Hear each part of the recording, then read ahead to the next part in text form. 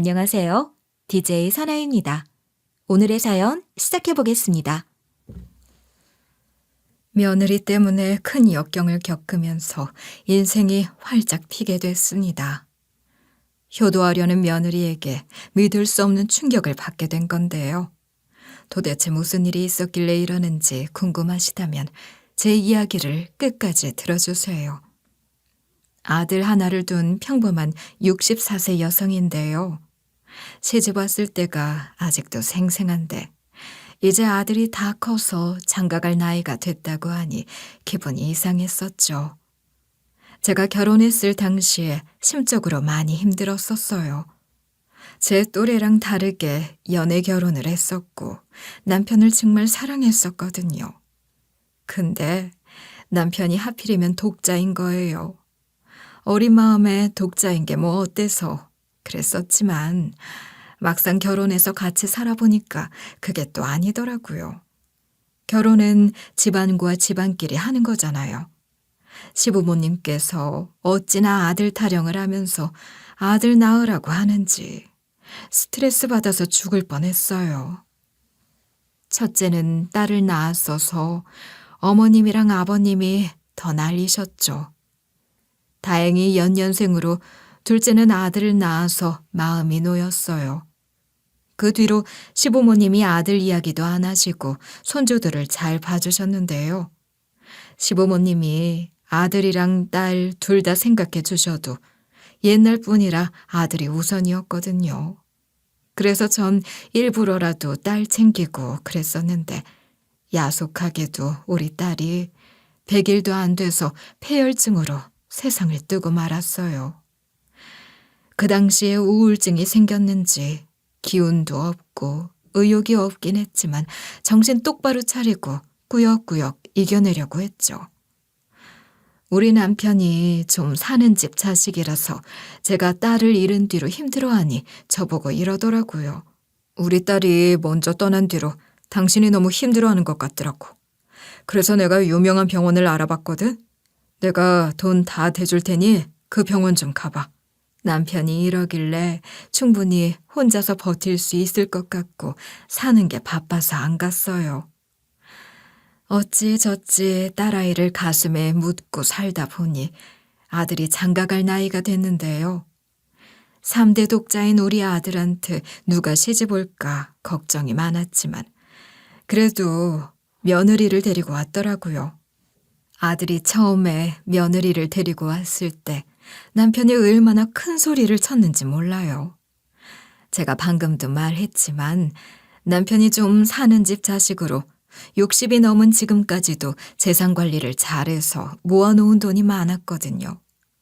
나이 들면 돈이 힘이라고 그 돈 믿고 큰 소리 치는 양반이 바로 우리 남편이에요. 그래도 사람이 나쁘지만은 않아서 자기 가족한테는 확실히 잘하는 사람인데요. 암튼 남편은 우리 아들이 며느리를 데려와 결혼 허락을 할 때도 어찌나 자기 자랑을 하던지요. 며느리가 마음에 들어서 그런지 남편이 계속 이러는 거예요. 내가 사업을 크게 했었고 재테크 같은 걸 잘 해놔서 지금까지 경제적으로 여유로운 편이야. 우리 집으로 시집 오면 네가 원하는 건 다 해줄 테니까 돈 걱정하지 말아라. 저도 남편이 이러는 게 좀 이해가 되긴 했어요. 며느리도 예의 바르고 언변이 좋아서 사람을 기분 좋게 해주긴 했거든요. 며느리가 저희가 하는 얘기를 쭉 듣고 수줍게 이런 말을 꺼냈었는데요. 기영이 오빠가 부모님을 닮았는지 너무 성격이 좋고 사람 됨됨이가 훌륭하더라고요. 그런데 어머님이랑 아버님까지 이렇게 챙겨주시려고 하다니 이런 집안에 시집가게 되면 너무 좋을 것 같아요. 저도 이런 며느리가 마음에 들었는데 다행히 사돈 쪽도 결혼 허락을 해서 이렇게 우리 아들이 장가를 가게 된 거예요. 이때까지만 해도 며느리가 말 실수를 하거나 사고를 친 적이 없어서 며느리랑 정말 잘 지내보려고 했어요. 우리 시모가 그랬던 것처럼 아들 이야기를 꺼내면서 압박을 안 주려고 했죠. 며느리랑 친딸, 친정 엄마 사이처럼 지낼 수 있지는 않을까 기대를 하고 있었어요. 울 남편도 비슷한 기대를 하고 있었나 봐요. 며느리가 결혼 후에도 자주 안부 전화해서 제게 이런 식으로 살갑게 대했었거든요. 어머니, 어디 아프신 데 없고 잘 지내고 계세요?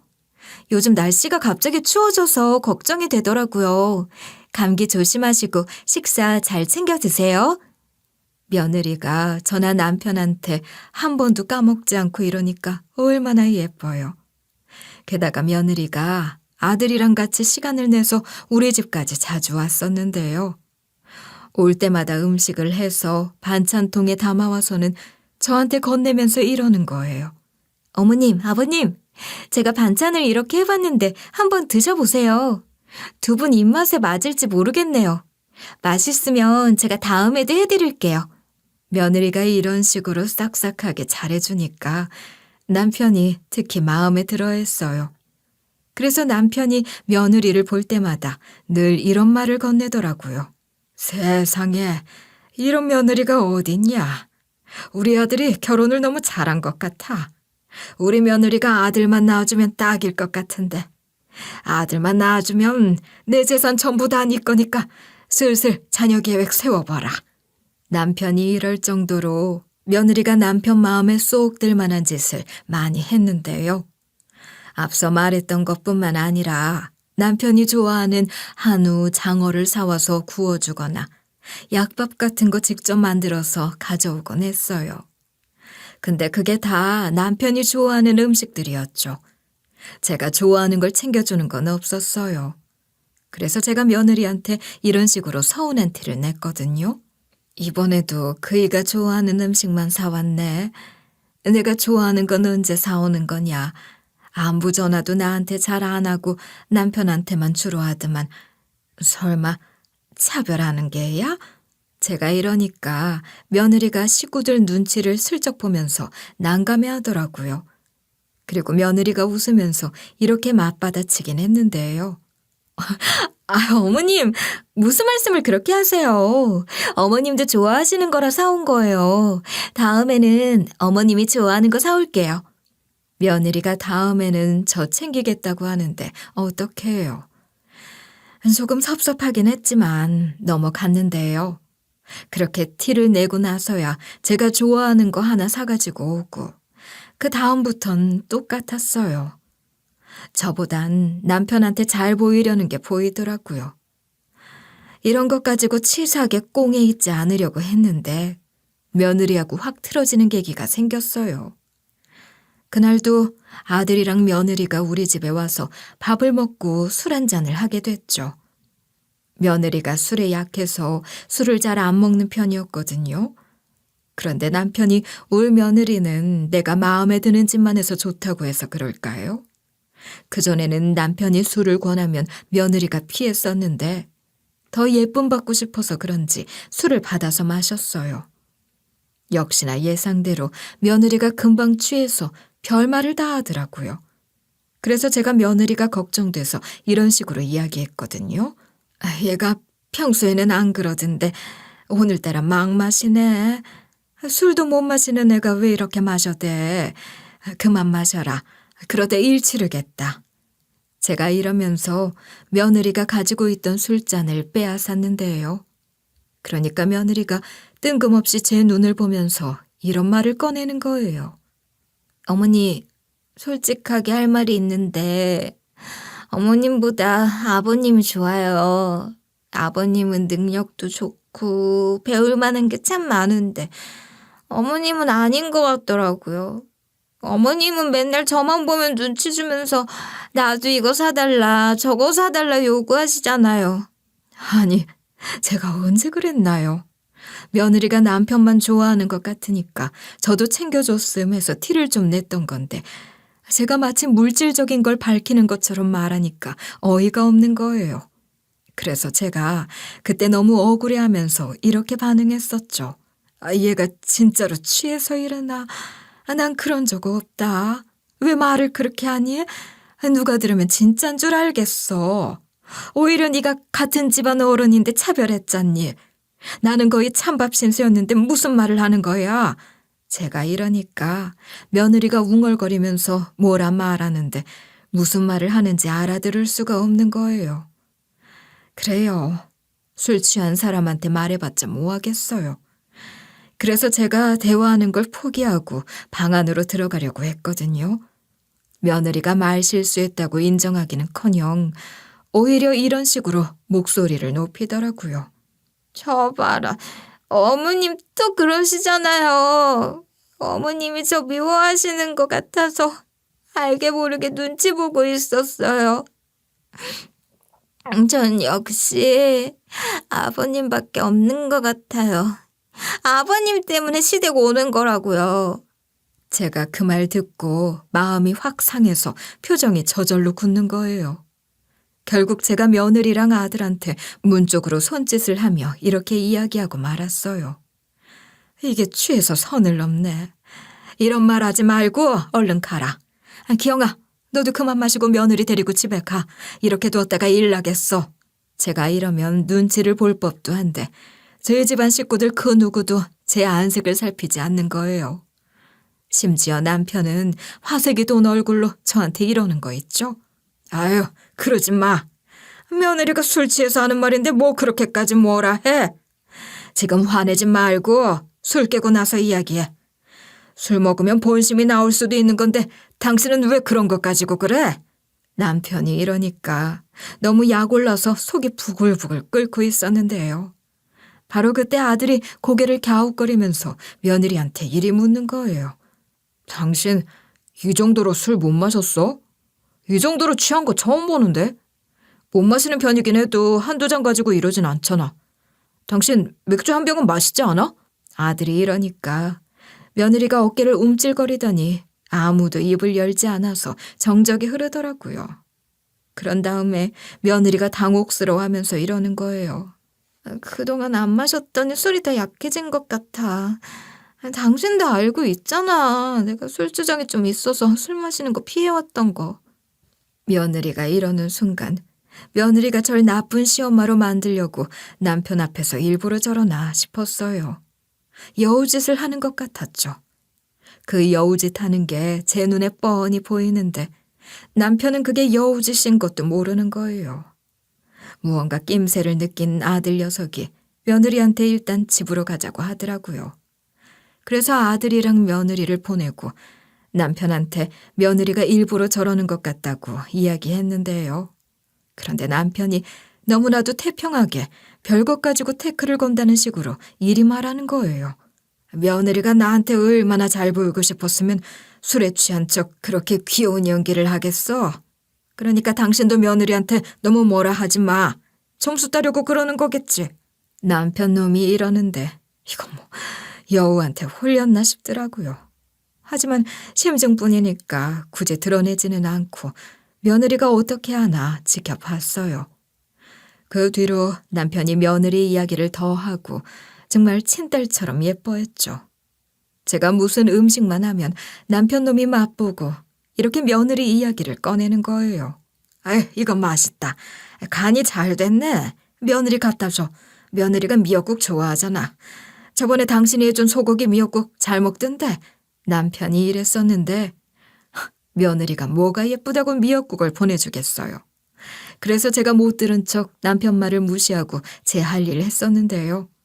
남편 놈이 지 마누 하나 챙길 것이지 퇴근 후에 집에 들어와서는 이러는 거예요.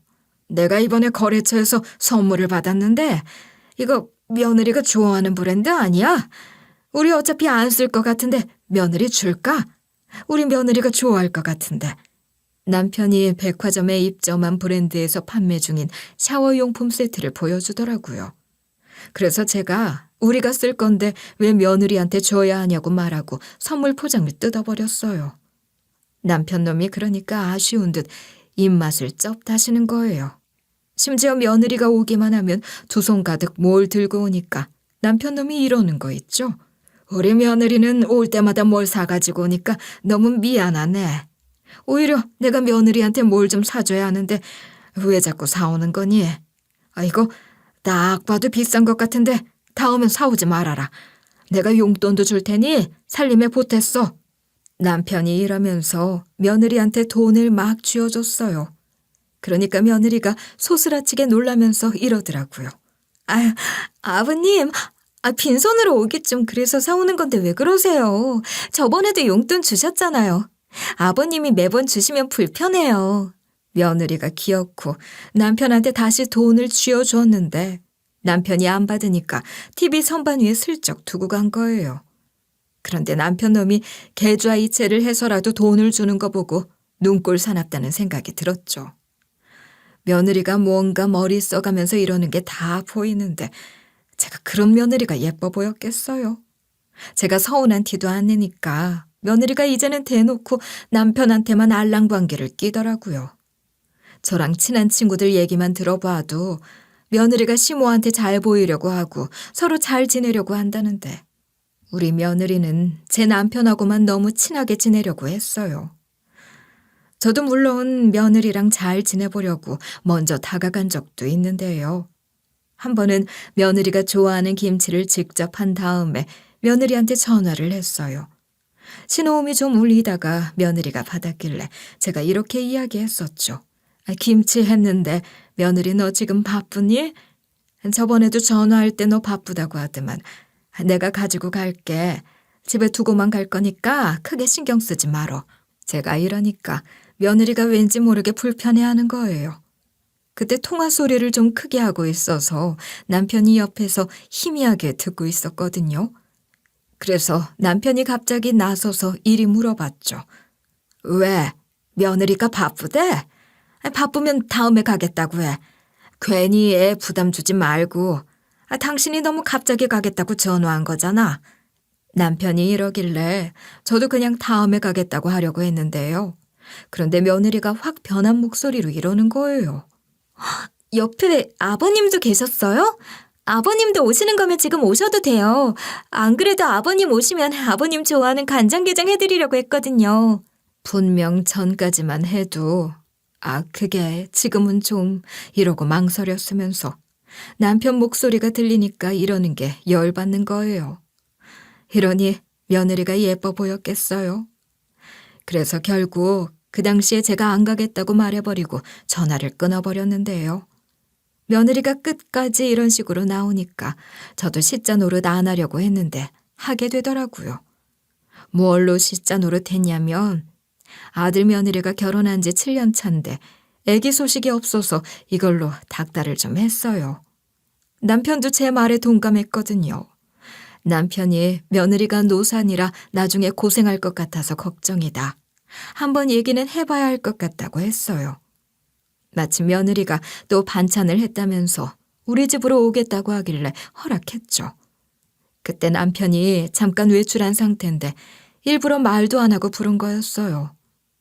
몇 분 뒤에 초인종 소리가 들리길래 인터폰 확인하고 문을 열어줬거든요. 며느리가 집안을 보고 남편이 없다는 사실을 알았는지 눈에 띄게 실망하더라고요. 그러면서 반찬만 두고 다음에 또 오겠다고 하길래 남편이 없어서 가는 거냐고 말해버렸어요. 그런데 며느리가 입을 삐죽대면서 이런 소리를 하는 거예요. 어머님 또 그러신다. 제가 왜 간다고 하겠어요. 어머님이 저만 보면 눈치 주시고 눈 흘기시니까 이러는 거잖아요. 제가 아직까지 애를 안 가지니까 마음에 안 드시는 거죠?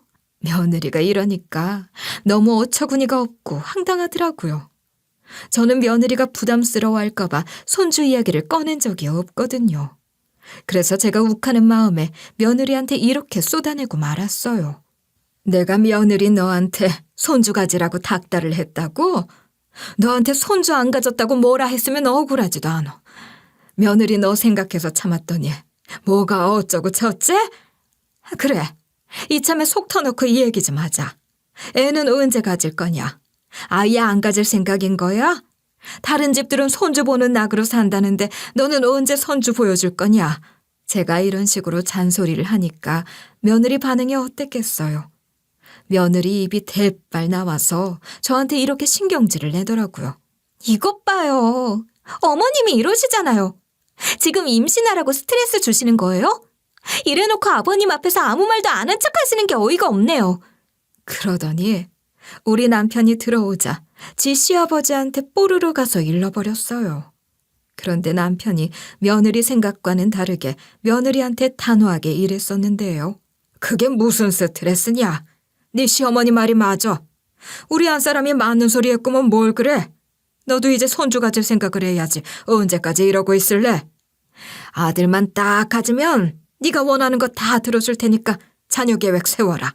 이렇게 남편이 아들 가지라는 잔소리를 시작하게 된 후로 며느리가 바로 움직였죠.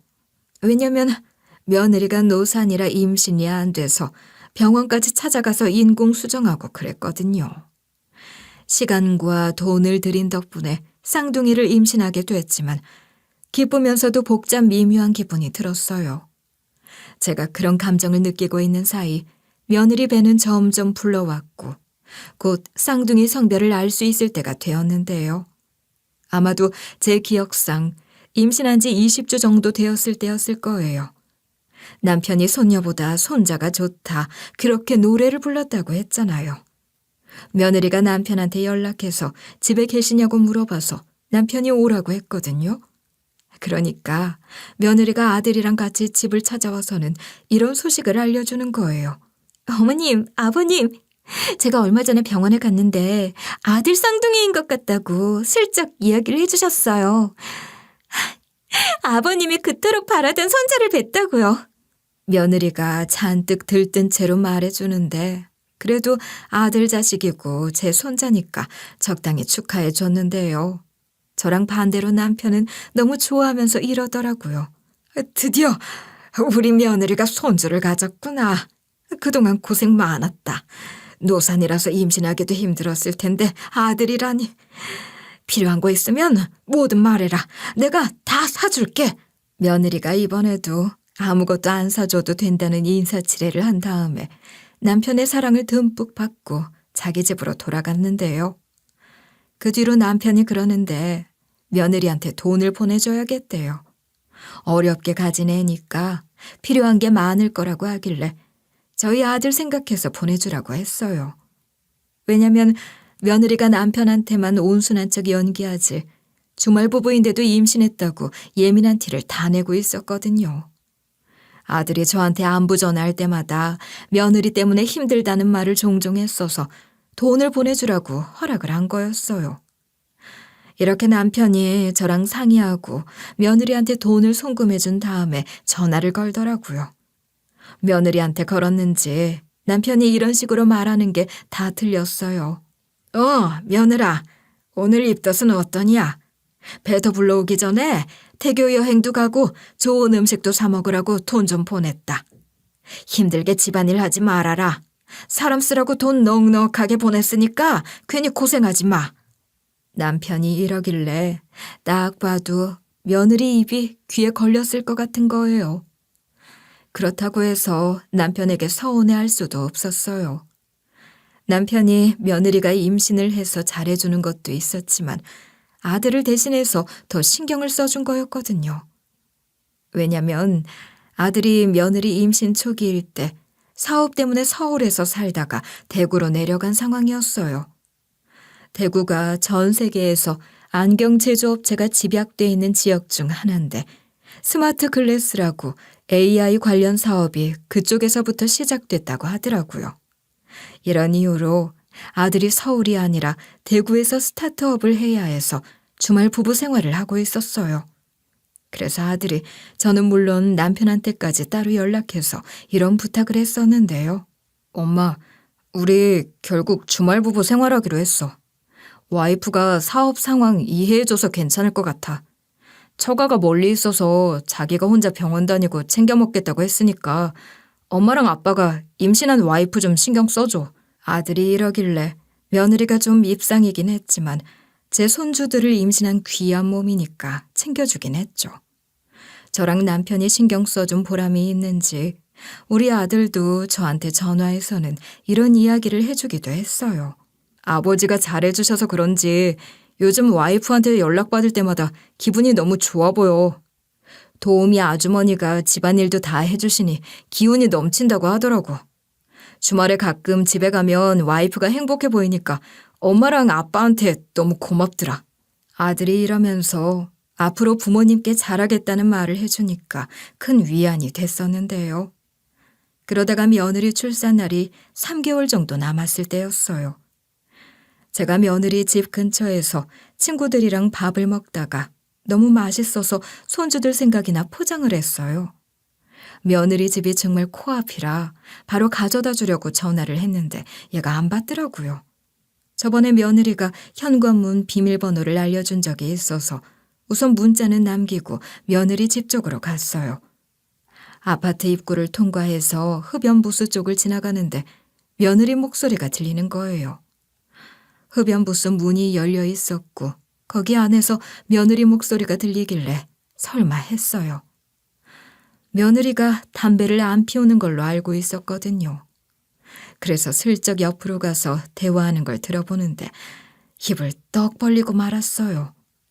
며느리가 준이 네가 김준이 어쩌고 하는 걸 들어보니 딱 봐도 자기 여동생이랑 전화를 하는 것 같은 거예요. 그런데 며느리가 아무렇지 않게 이런 말을 하더라고요. 그니까 나 언제까지 기다려야 되는 건데. 나도 알지. 남자 쌍둥이 구하는 거 힘든 거. 근데 그때까진 구해야 된다고. 내가 어떻게든 상황 만들어서 혼자 출산했다고 할 거니까 니는 딱 대기시켜 놓으면 돼. 그래. 남편도 대구 가 있어서 어차피 갑자기 애 낳았다고 하면 믿을걸? 이럴 줄 알았으면 초기에 흘려보낼 걸 그랬어. 시부재산만 아니었으면 이런 짓거리도 안 할 텐데. 지겹다 지겨워. 며느리가 하는 말을 듣고 손발이 다 떨리는 거예요. 애를 혼자 낳고 남자 쌍둥이를 구하고 이게 다 대체 무슨 말인가 싶었죠. 설마 임신한 척을 하는 건가 싶었지만 그건 아니었어요. 며느리가 저랑 같이 초음파 검사를 하러 갔었거든요. 이 모든 사실들이 충격적이어서 멘붕이었지만 일단은 모르는 척 슬쩍 자리를 빠져나와 며느리 집 앞에 있었어요. 잠시 후에 며느리가 올라와서 저를 발견하곤 깜짝 놀라면서 이러더라고요. 어머님, 전화하셨구나. 쓰레기 버리면서 전화 통화하느라 연락을 못 받았어요. 올라오면서 남기신 문자도 봤는데요. 요 근처에서 식사하셨어요? 며느리가 이러면서 친구분들이랑 좋은 시간 보냈냐고 물어보는 거예요. 그래서 제가 뻔뻔하게 연기를 하는 며느리 얼굴을 빤히 쳐다보다가 이랬죠. 요 근처에서 밥 좀 먹다가 며느리 네 생각이 나더라. 며느리 네가 입맛이 바뀌어서 임신 후에 가리는 음식이 많아졌던데 닭발은 좀 잘 먹는 것 같길래 사왔어. 그리고 나서 며느리 먹는 모습 보고 싶다는 핑계를 대고 집 안으로 들어갔는데요. 며느리가 순순히 들어오라고 하길래 제가 음식을 데워주고 며느리가 먹는 모습을 지켜봤죠. 그러다가 증거를 잡아야겠다는 생각에 핸드폰을 무음으로 해놓고 녹음 기능을 켜놨어요. 며느리가 제 덫에 걸리길 바라는 마음으로 있었는데 며느리가 마침 화장실에 가더라고요. 그래서 며느리가 제 핸드폰을 발견할 수 없는 곳에 숨겨뒀어요. 잠시 후에 며느리가 화장실에서 나왔길래 조금 더 대화를 나누다가 제가 손목시계를 확인하면서 이랬는데요. 시간이 벌써 이렇게 됐네. 이만 가봐야 할 것 같다. 안 그래도 내가 며느리 넣어주려고 해놓은 반찬이 있거든. 내일 또 이 근처에 약속이 있어서 오는 길에 들려서 반찬 두고 갈 테니까 그렇게 알고 있어라. 며느리한테 이런 식으로 말하니까 며느리가 자리에서 얼른 일어나 마중 나오는 거예요. 아무래도 흡연부스 안에서 들켜서는 안 되는 비밀을 이야기하다가 바로 시어머니와 마주하게 됐으니 찔려서 저러는 거겠죠. 그런 며느리를 정말 가증스럽게 생각하며 집으로 돌아왔는데요. 그리고 전 시간이 빠르게 흘러가기만을 기다리고 있었어요. 드디어 기다리고 기다리던 다음 날이 되자마자 해가 이제 막 떴을 때 며느리 집으로 향했죠. 제가 며느리네 집 비밀번호를 알고 있다고 했잖아요. 새벽같이 가서 반찬을 두고 핸드폰을 가지고 나온 거죠. 핸드폰을 보니 장시간 녹음을 켜놔서 배터리가 다 나가 있었어요. 그래서 집으로 가서 핸드폰을 충전하며 제발 며느리가 뭐라도 얘기한 게 녹음이 되어 있어야 할 텐데 걱정하고 있었는데요. 어느 정도 충전이 된 다음에 핸드폰을 켜보니 너무나도 다행히도 며느리가 동생이랑 또 대화하는 내용이 아주 자세하게 녹음이 되어 있는 거예요.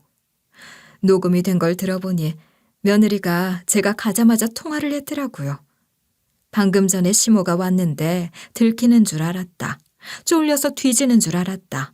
이런 소리가 전부 다 녹음되어 있었거든요.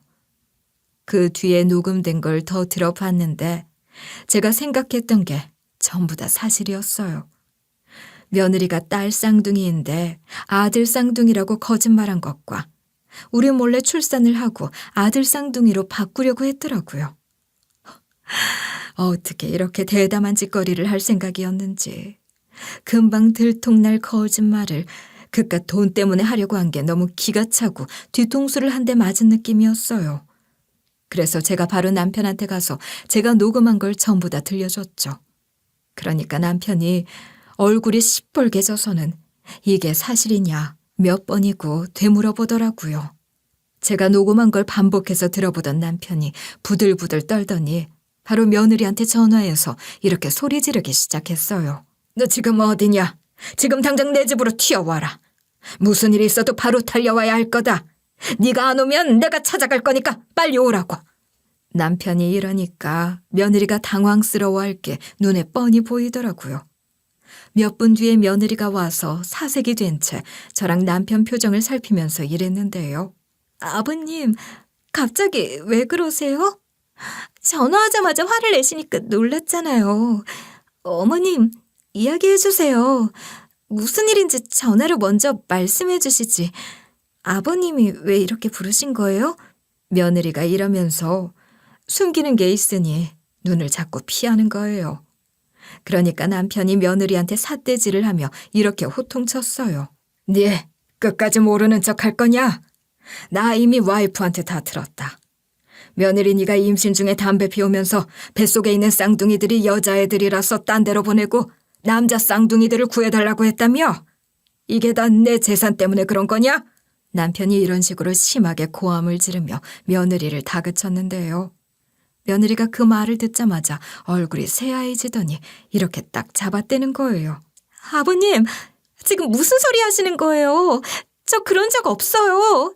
어머님이 아버님께 도대체 무슨 말씀을 하신 거예요? 왜 그런 거짓말을 하세요? 이쯤 되면 죄송하다고 사과할 법도 한데 며느리가 끝까지 이러길래 그나마 남아있던 정이 다 떨어지더라고요. 그래서 제가 바로 핸드폰을 켜서 며느리가 지 동생과 통화한 내용이 담긴 녹음본을 공개했어요. 며느리가 제 폰에서 나오는 자기 목소리를 듣자마자 손을 덜덜 떨더니 입술까지 파르르 떨더라고요. 제가 그런 며느리한테 이런 식으로 막 뭐라 하고 말았죠. 너 같은 사기꾼이 우리 집안에 시집 왔다는 게 소름 끼친다. 우리 아들한테도 말해서 이혼시킬 생각이니까 평생 같이 살 생각은 하지 말아라. 우리가 구해준 집에서 나갈 생각하고 다시는 우리 찾아올 생각도 하지 말라고. 그리고 며느리 뒷덜미를 팍 잡아당기면서 문 쪽으로 밀어냈는데요. 며느리가 너무 당혹스러웠는지 아무 말도 못하다가 어머님, 아버님 잠시만요 라고 하면서 문 밖으로 쫓겨났어요. 그날 인터폰으로 며느리가 떠나는 것을 보고 아들한테 전화를 걸었죠. 며느리가 하려던 짓과 저지른 짓들을 전부 다 전해 듣고 아들이 쇼크를 받았나 봐요. 잠시 정적이 흐르더니 아들이 말을 더듬으면서 이러는 거예요. 엄마, 그게 정말이야? 엄마가 제대로 들은 거 맞아? 잘못 들은 거 아니야? 우리 안 사람이 그럴 사람이 아닌데 무슨 오해가 있었던 거 아니야? 아들 녀석이 이러길래 녹음본을 보내주겠다고 하고 곧바로 전송했죠. 아들이 녹음본까지 듣고 나서야 현실을 받아들였나 봐요. 한참 동안 말도 안 된다는 소리만 반복하더니 자포자기 하듯이 저한테 이러더라고요. 엄마, 나 이 사람이랑 같이 못 살겠어. 와이프한테 쌍둥이 태어나면 시간을 갖자고 하려고. 아무리 생각해도 그 사람이 우리 딸들 키울 자격 없는 것 같아. 내가 어떻게 해서든 키워야지. 아들이 이러면서 눈물을 참으려는 듯 숨을 참고 있는 거예요. 그래서 제가 그런 아들을 이런 식으로 위로했어요. 그래, 잘 생각했다. 그런 것하고 얼른 이혼해서 멀어져. 엄마랑 아빠가 도와줄 테니까 울지 말고 정리해라. 나중에 다시 되돌아보면 정말 잘한 결정이라는 생각이 들 거다. 제가 이렇게 아들을 도닥여주고 있었거든요.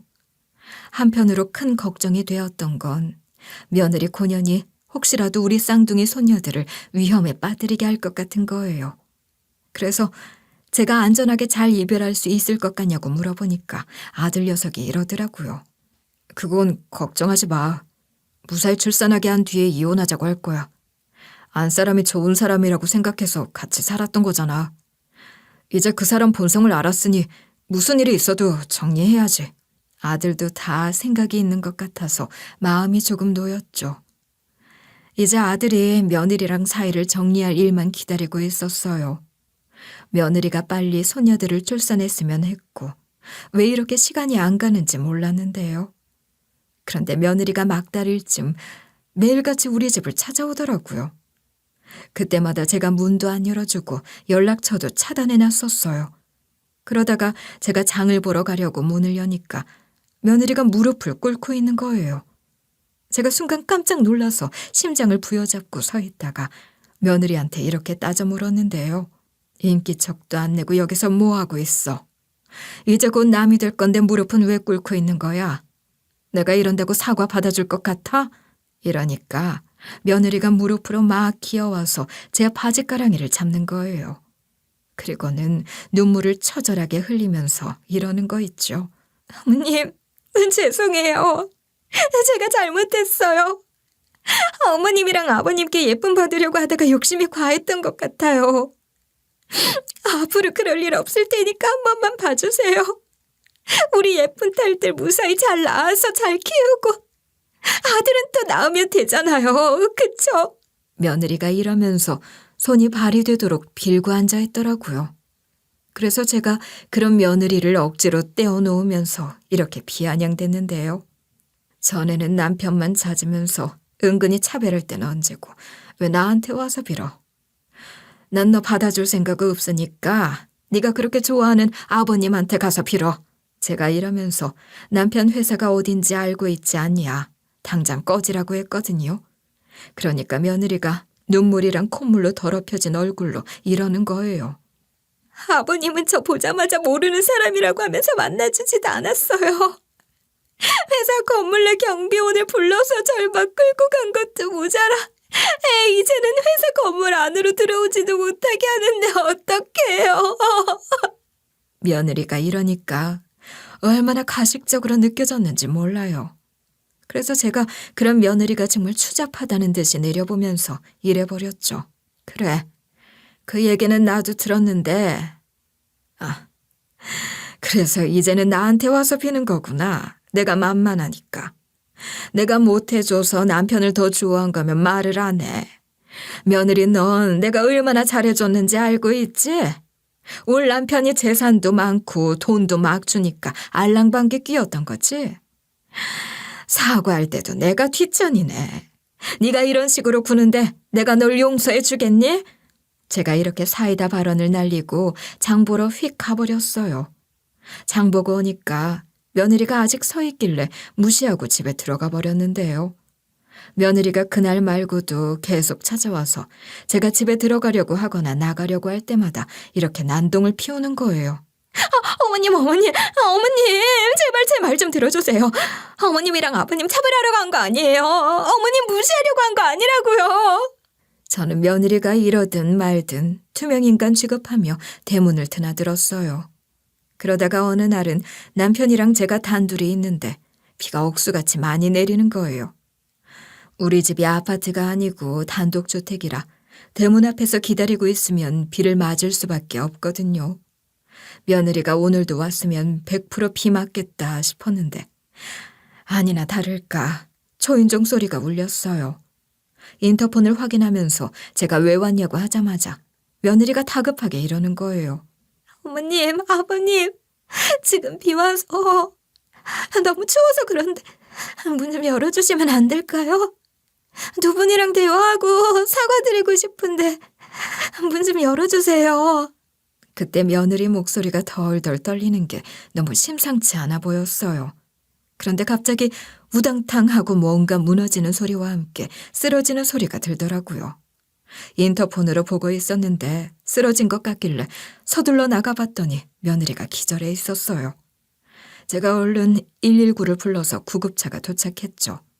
남편도 뒤따라와서 며느리가 쓰러진 걸 보긴 했지만 무심하게 이래버렸어요. 그러니까 포기하고 우리 아들이랑 헤어질 것이지. 도대체 이게 무슨 민폐인지 모르겠다. 어차피 우리 아들이랑 이혼해서 남이 되랜데 뭐하러 나까지 가겠나. 당신만 갔다 와. 그래서 저 혼자 며느리랑 같이 구급차에 타서 병원으로 향했는데요. 의사가 며느리 상태를 보고 심각한 얼굴로 다가와서 이러더라고요. 산모분이 스트레스를 많이 받아서 그런지 아이를 생각보다 빨리 출산하게 될 것 같습니다. 긴급 수술을 해야 되는데 수술 동의서 좀 작성해 주실 수 있을까요? 지금 당장 수술을 해야 한다고 하는데 어쩌겠어요. 일단 우리 손주는 살려야 하잖아요. 그래서 동의서에 사인을 해주니까 며느리가 출산을 하러 들어가더라고요.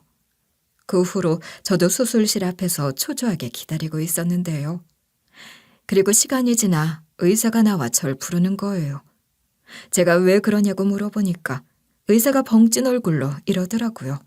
방금 손주분들을 받았는데 이런 광경은 처음 봅니다. 보호자분께서 와서 확인해 보셔야 할 것 같습니다. 잠시만 이쪽으로 와보시겠어요? 저는 며느리가 나쁜 생각, 나쁜 마음만 먹은 게 아니라 담배까지 피웠으니 애들이 잘못된 줄 알았거든요. 의사가 이러길래 분만실에 들어갔는데 세상에 쌍둥이 손주들이 손을 꼭 잡고 있는 거예요. 그걸 보는데 심장을 주먹으로 한 대 맞은 느낌이었어요. 이 어린 것들이 지 엄마가 자기네들을 품은 채로 버린다, 흘려보낼 걸 그랬다, 애를 바꾼다 이런 말을 한 걸 다 듣고 있었는지 서로 의지하면서 손을 꼭 잡고 있었던 것 같더라고요. 그 모습을 본 순간 눈물이 왈칵 쏟아져서 오열을 하고 말았어요. 의사와 간호사들도 너무 신기하다며 털썩 무릎을 꿇은 채로 쌍둥이를 쳐다봤었죠. 그런데 이보다 더 쇼킹한 건 뭔 줄 아세요? 딸인 줄 알았던 손주들 밑에 뭔가 달려있는 거예요. 그걸 본 순간 믿기지가 않아서 몇 번이나 들여다봤다가 의사한테 이리 물어봤어요. 저희 손주들이 지금 남자 쌍둥이로 태어난 거예요? 며느리가 다닌 병원에서는 분명 딸이라고 전달 들었는데 왜 아들이 태어난 거죠? 제가 이러면서 이런 일이 가능한 거였냐는 질문 세례를 했는데요. 그러니까 의사가 고개를 끄덕이면서 이런 반응을 보이는 거예요. 초음파 볼 때 소중이가 숨겨져 있어서 잘 안 보이는 경우도 있어요. 아무래도 산모분이 갔다는 그 병원에서 제대로 확인을 못 하신 것 같네요. 손녀딸인 줄 알았던 손주들이 손자들이라니. 의사랑 간호사들도 너무 신기하다며 수군거리고 있더라고요. 며느리가 애 흘려보낼 생각을 하고 우리 속일 생각만 안 했으면 손자들 잘 키우면서 행복하게 잘 지냈을 텐데. 그런데 며느리가 이렇게 가정의 행복을 깨버렸으니까 저뿐만 아니라 손주들한테도 혼난 거 아니겠어요? 애들이 지 엄마 속내를 알고 소중이를 일부러 숨긴 건 아닐까 하는 상상까지 드는 거예요. 며느리가 이렇게 벌받았으니 어쩌겠어요. 땅을 치며 후회하게 해줘야죠. 그래서 제가 아들이랑 남편에게 며느리가 딸 쌍둥이가 아닌 아들 쌍둥이를 낳았다고 말해줬는데요. 아들이랑 남편 반응은 예상대로 호의적이지는 않았어요. 그래서 아들이랑 남편이 이런 반응을 보였다고 말하려고 며느리가 깨어날 때까지 기다렸죠.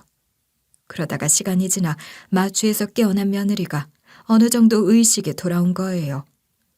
병원에서 며느리가 쌍둥이 보호자니까 당연히 이와 같은 사실을 이야기해 주더라고요. 그래서 며느리도 딸 쌍둥이가 아니라 아들 쌍둥이인 걸 알게 됐어요. 자기가 아들 쌍둥이를 낳았다는 사실에 며느리 표정이 밝아졌길래 제가 이렇게 말해버렸는데요. 아들이랑 남편한테 네가 남자 쌍둥이를 낳은 이야기를 했다. 아들은 너 보기 싫다고 했고 손자들만 데리고 오라고 하더라. 넌 네 새끼들 볼 자격 없으니까 우리가 데려갈 거야. 제가 일하면서 우리 손주들 데려가려고 어떤 법적인 조치를 취해도 우리가 승소할 거라고 했거든요. 그러니까 며느리가 제 손을 붙잡고 울면서 이러는 거예요. 저 딸들이 아니라 아들들 낳았으니까 제 사과 받아주셔야 하는 거 아니에요? 제가 거짓말한 거 사과 드릴 테니까 제발 저 좀 받아주세요. 저 이혼하기 싫어요. 저희 애들 그 이랑 같이 잘 키우고 싶다고요. 며느리가 끝까지 이런 식으로 불쌍한 척을 하고 앉아있더라고요. 그래서 제가 그런 며느리를 비웃어주면서 이랬죠. 우리 손자들 잘 키우고 싶고 우리 아들이랑 다시 잘 지내고 싶은 거 아닌 거 뻔히 다 보이는데. 뉘우치고 있는 게 아니라 우리 남편 돈이 너무 아까워서 이러는 거 싹 다 보인다고. 네 지금 연기하는 거 아니까 쓸데없는 짓 하지 말아라. 제가 이러니까 며느리가 억척스럽게도 울부짖더라고요. 전 그러거나 말거나 손자들 곁을 계속 지켰어요. 제왕절개를 한 경우에는 3일에서 7일 정도 입원을 해야 하거든요. 며느리는 5일 만에 퇴원을 하게 됐는데 저랑 남편이 5일 동안 밤새 신생아실을 지키고 있어야 했어요. 며느리 년이나 사돈들이 손자들 뺏어갈까 봐 그랬죠. 그렇게 5일이 지나 퇴원을 하게 됐는데요. 며느리가 퇴원하게 될 쯤에야 아들이 와서는 며느리를 제지하면서 이랬어요. 애들은 내가 데려갈 테니까 당신은 따라오지 마. 괜히 전화하거나 문자하지 말고 내가 연락 줄 때까지 기다리고 있어. 당신이 한 짓이 있으니까 조용히 집에 가는 게 좋을 거야. 아들이 이러니까 당연히 사돈이 며느리한테 이만 집에 가자고 하더라고요. 그런데 며느리가 그런 사돈들 손을 뿌리치고 끝까지 쫓아와서 우리 집까지 따라오는 거예요. 그래서 남편이 집까지 쫓아온 며느리한테 골프채를 휘두르면서 이렇게 몰아붙이기 시작했어요. 네가 감히 여기가 어디라고 따라오는 거냐? 네같이 가증스러운 것 용서해 줄 생각 없으니까 꺼져라. 나 이거 괜히 겁주려고 골프채 든 거 아니다. 남편이 이러면서 휘두른 골프채에 며느리 얼굴이 닿을 뻔했거든요. 며느리가 그제야 겁이 들었는지 헐레벌떡 도망을 가더라고요. 그 뒤로 아들이랑 며느리는 어떻게 됐냐고요? 아들이 며느리랑 이혼 소송을 해서 보통 양육권은 엄마들이 많이 가져가는데 아들이 가져가게 됐죠. 며느리가 어떻게든 양육권을 다시 가져오려고 했지만 저한텐 며느리가 지 동생이랑 통화한 녹음본이 있잖아요. 며느리가 애를 흘려보내고 버릴 거라는 말을 한 게 다 녹음되어 있어서 아들이 승소할 수 있었던 건데요. 그래서 우리 아들이 재산 분할, 위자료, 양육비 부분에서 유리한 위치였어요. 결혼 생활에서 경제적으로 기여한 부분을 따져서 재산 분할 비율이 결정되잖아요. 아들이 사업체를 혼자 운영했어서 그 기여도가 컸기 때문에 더 많은 비율을 받을 수 있었어요. 며느리의 거짓말이 녹음되어 있었기 때문에 아들이 며느리에게 상당한 양의 위자료를 청구할 수 있었죠. 양육권도 아들이 가져갔기 때문에 며느리가 양육비를 아들에게 줘야 했어요. 이렇게 재판이 끝나고 나서 아들이 사업하느라 바쁘니까 손자들은 당분간 우리가 봐주기로 했는데요. 남편이 시터를 고용해줘서 편하게 키우고 있죠. 이전 며느리는 이혼했다고 가만히 있었는지 궁금하실 거예요. 이전 며느리가 이혼 소송 기간 동안 잊을만 하면 찾아와서 깽판을 쳤어요. 집 문을 막 두드리고 초인종을 누르면서 대성통곡을 하고 울부짖더라고요. 그래도 우리가 문을 안 열어줬거든요. 또 초인종 소리가 들려서 이전 며느리인 줄 알았는데 아닌 거예요. 이웃집 사람이길래 문을 열어줬는데 이웃이 글쎄 이런 말을 해주더라고요. 이 집 며느리가 제 집까지 찾아왔어요. 어머님이랑 아버님이 많이 화나셔서 문을 안 열어준다고 하더라고요. 제발 도와달라고 간청을 하던데 무슨 일이 있으셨나요? 이웃이 이러길래 이전 며느리가 별의별 방법을 다 쓴다고 생각했었죠. 하지만 이웃 앞에서 이전 며느리를 혼낼 수는 없어서 우선 이렇게 이야기했었는데요. 아니요, 아무 일도 없었어요. 제 집안일이라 신경 쓰지 않으셔도 돼요. 괜히 민폐 끼쳐드려서 죄송해요. 저희가 알아서 해결할 거니까 얼른 들어가 보세요. 이웃이 찝찝해 보이는 얼굴로 집으로 돌아갔길래 이전 며느리 이것을 어떻게 하면 좋을까 고민하고 있었거든요. 이전 며느리가 그새 제 다리에 매달려서 눈물 콧물을 질질 흘리더니 이러는 거예요. 어머님, 이혼 소송 중단하면 안 될까요? 친딸처럼 잘해주셔놓고 실수 한 번에 이러는 게 어디 있어요? 인간이라면 실수 한 번쯤은 하는 거잖아요. 안 그래요? 이전 며느리가 이러면서 손가락 하나를 펴든 채로 한 번만 봐달라. 단 한 번의 기회만 주시면 된다는 소리를 짓거리고 있더라고요. 그래서 제가 핸드폰을 들어 올리면서 이렇게 대응해버렸어요. 아무리 그래도 옆집까지 찾아가서 이러면 안 되지. 이런 식으로 민폐 끼치면 경찰 부를 수밖에 없어. 우리 아들이랑 이혼 소송 중이라 이제 남남이 될 주제 여기가 어디라고 와. 제가 이렇게 쏘아붙이고 나서 112에 전화를 걸었는데요.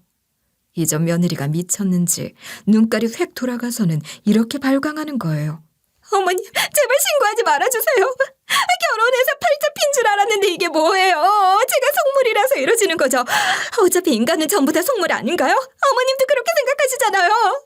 돈만 밝혀서 죄송하다고 빌고 있으니까 제발 봐주세요. 네? 이전 며느리가 이러니까 헛웃음이 절로 나오더라고요. 그래서 제가 이전 며느리를 정말 한심하게 쳐다보면서 이랬어요. 내가 니랑 똑같은 인간인 줄 아니? 네 정도로 속물처럼 살아본 적 없어서 모르겠는데?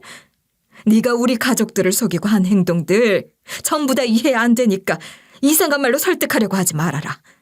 제가 이러고 나서 경찰이 올 때까지 대문을 닫아놓고 있었는데요. 경찰이 오니까 그제야 대문을 열고 이전 며느리가 한 짓을 전부 다 이야기했죠. 경찰이 이전 며느리랑 몇 분 동안 이야기를 나눠보고 말이 통하지 않는다고 생각했는지 이러더라고요. 이렇게 소리 지르시면 고성방가로 잡혀가실 수밖에 없습니다. 이 집뿐만 아니라 다른 집에서도 신고할 수 있다고요. 일단 여기 계시지 말고 서로 가서 대화하시게요.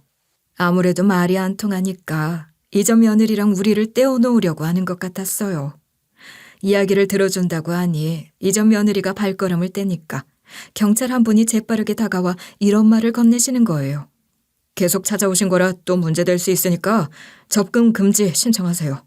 절차 밟아드릴까요?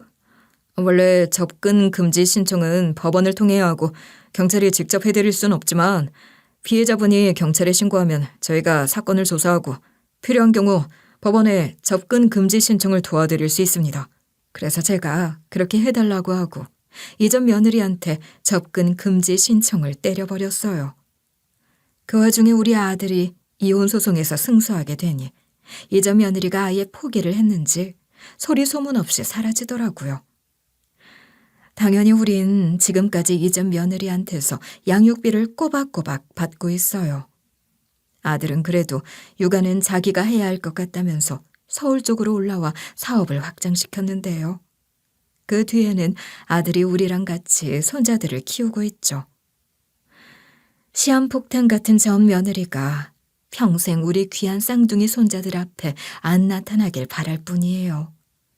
근데 전 며느리 같은 경우는 염치 없는 인간이라 또 누군가를 꼬셔서 살지 않을까 싶은데요. 부디 전 며느리가 싼 똥물이 우리한테 튀지 않길 바라고 있어요. 걱정과는 다르게 이후로 별일 없이 쌍둥이 손자들이 무럭무럭 잘 자라고 있어서 이런 식으로 사연글을 써보게 된 거예요. 인간관계에서 가장 중요한 건 인간다움이라고 하잖아요. 그러니까 여러분 인생에서 인간다움을 해치는 사람들이 있다면 반드시 저처럼 깔끔하게 해결하시길 바랄게요.